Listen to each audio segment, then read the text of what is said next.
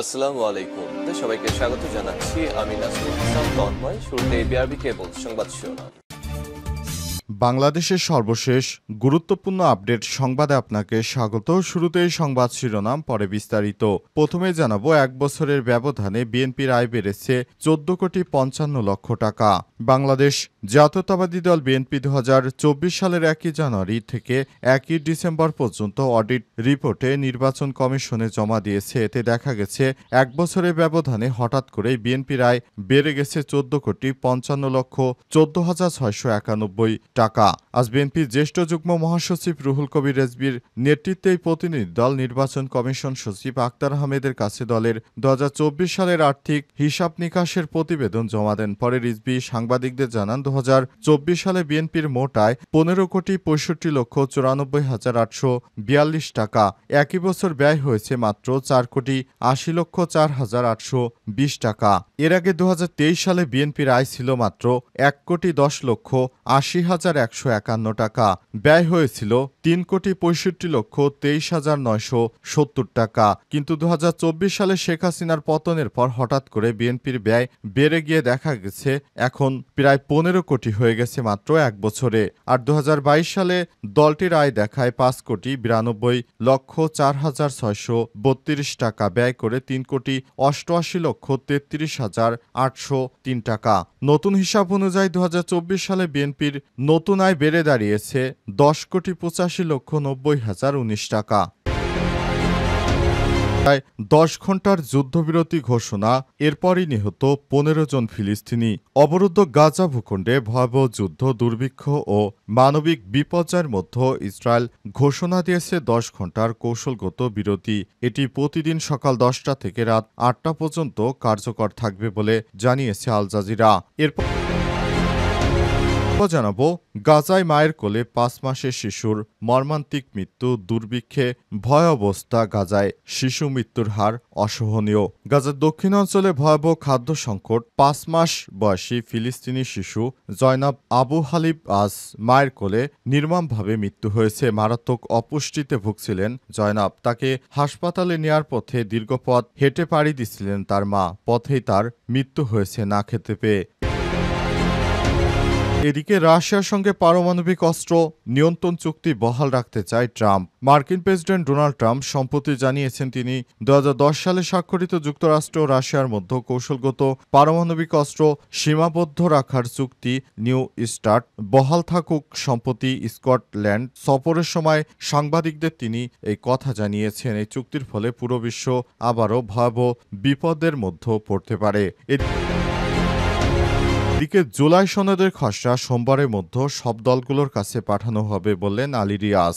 আগামীকাল সোমবার 28শে জুলাই এর মধ্যে রাজনৈতিক দলগুলোর কাছে জুলাই সনদের খসড়া পাঠানো হবে বলে জানিয়েছে জাতীয় ঐক্যমত্য কমিশনের সহ-সভাপতি ড আলী রিয়াজ। আজ রাজধানীর ফরেন সার্ভিস একাডেমিতে রাজনৈতিক দলগুলোর সঙ্গে অনুষ্ঠিত এক আলোচনা সভায় সব কথা বলেন তিনি।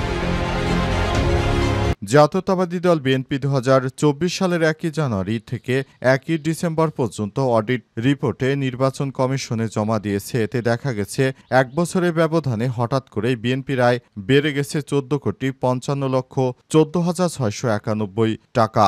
আজ বিএনপির জ্যেষ্ঠ যুগ্ম মহাসচিব রুহুল কবির রেজভির নেতৃত্বে প্রতিনিধি দল নির্বাচন কমিশন সচিব আক্তার আহমেদের কাছে দলের 2024 সালের আর্থিক হিসাব নিকাশের প্রতিবেদন জমা দেন। পরে রিজভি সাংবাদিকদের জানান, 2024 সালে বিএনপির মোট আয় 15,65,94,842 টাকা। একই বছর ব্যয় হয়েছে মাত্র 4,80,04,820 টাকা।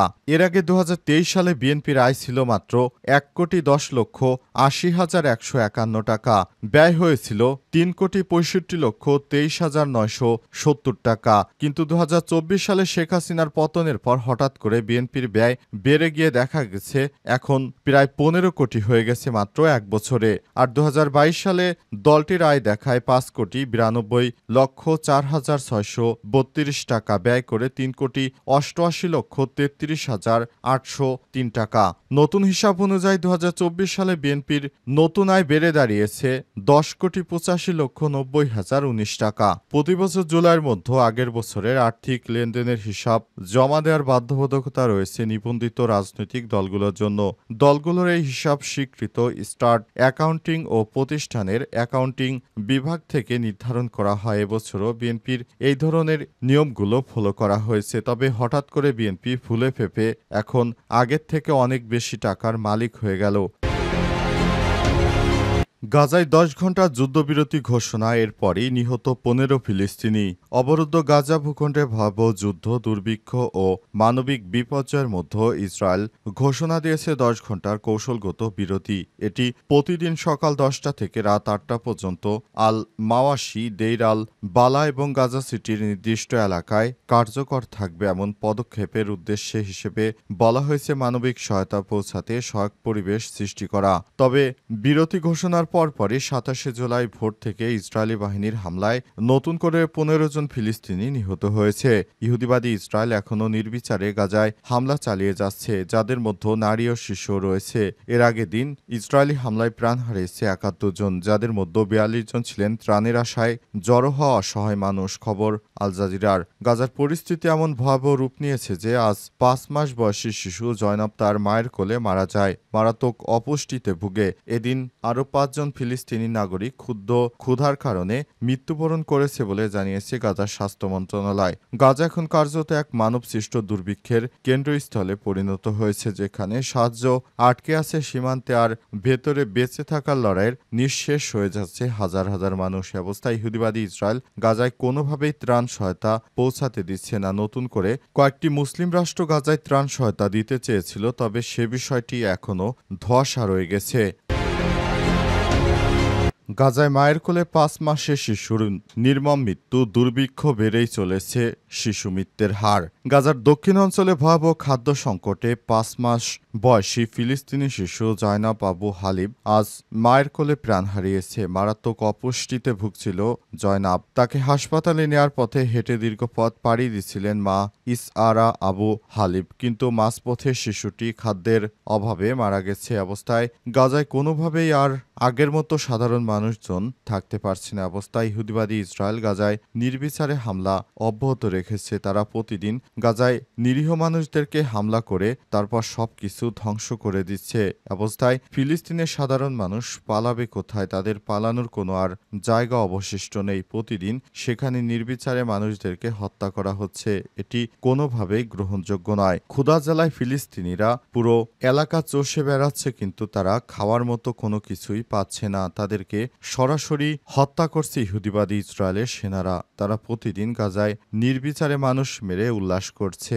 মুসলিমদের রক্তে রঞ্জিত হচ্ছে ইহুদিবাদী ইসরায়েলের প্রধানমন্ত্রী নেতানিয়াহুর হাত। তারপরে এই ইহুদিবাদী ইসরায়েলের প্রধানমন্ত্রীকে কোনোভাবেই থামাতে পারছে না মুসলিম বিশ্বের শাসকরা। তারা এখন অসহায়ভাবে তাকিয়ে আছে। প্রতিদিন হাজার হাজার মানুষকে হত্যা করছে ইহুদিবাদী ইসরায়েল। এটি অত্যন্ত দুর্ভাগ্যজনক মুসলিম বিশ্বের জন্য যে কোনোভাবেই তাদেরকে ত্রাণ সহায়তা দিতে পারছে না। প্রতিদিন হাজার হাজার মানুষ মারা যাচ্ছে। পুরো গাজার অবস্থা ধ্বংসস্তূপে পরিণত হয়েছে, যা কোনোভাবেই গ্রহণযোগ্য কোনো কর্মকাণ্ড হতে পারে না। ইহুদিবাদী ইসরায়েল প্রতিনিয়ত এসব এলাকায় নিরীহ ফিলিস্তিনিদেরকে হত্যাযজ্ঞ চালিয়ে যাচ্ছে।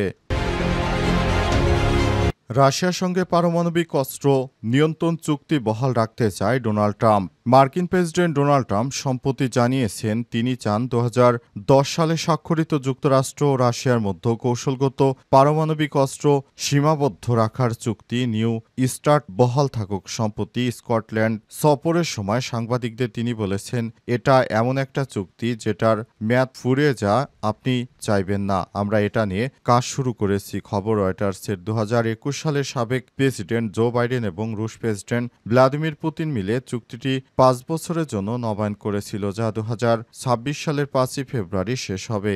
এই চুক্তি অনুযায়ী যুক্তরাষ্ট্র ও রাশিয়া সর্বোচ্চ 1550টি কৌশলগত ওয়ারহেড এবং 700টি ক্ষেপণাস্ত্র বাহন ও মোতায়েন করতে পারে। ট্রাম্প এর আগে তার প্রথম মেয়াদে এই চুক্তি নবায়নের বিরোধিতা করেছিলেন এবং চীনকে অন্তর্ভুক্ত করে একটি নতুন ত্রিপাক্ষিক চুক্তির প্রস্তাব দিয়েছিলেন, যা চীন প্রত্যাখ্যান করে। তবে এবার তিনি বলেছেন পারমাণবিক সীমা সীমাবদ্ধতা তুলে নিলে সেটি বড় সমস্যা হয়ে দাঁড়ায়। তিনি আর উল্লেখ করে বলেছেন, চীনা প্রেসিডেন্ট শি জিনপিং এবং রুশ প্রেসিডেন্ট ভ্লাদিমির পুতিনের সঙ্গে তিনি এই বিষয়ে আলোচনা করতে ইচ্ছুক। এদিকে বিশেষজ্ঞরা সতর্ক করে বলেছে, নিউ স্টার্ট চুক্তি হলে যুক্তরাষ্ট্র রাশিয়া কৌশলগত পারমাণবিক অস্ত্র মোতায়েন করতে পারবে, যা পারমাণবিক বিশ্বাস ও বৈশ্বিক নিরাপত্তার জন্য হুমকি হতে পারে। যুক্তরাষ্ট্রের এই ধরনের অরাজক পরিস্থিতি তৈরি করতে দেবে না বিশ্ব। তাই রাশিয়ার প্রেসিডেন্ট ও যুক্তরাষ্ট্র সম্পর্ক বর্তমানে গত 50 বছরের মধ্যে সবথেকে খারাপ অবস্থায় রয়েছে। দুই দেশ মিলে তারা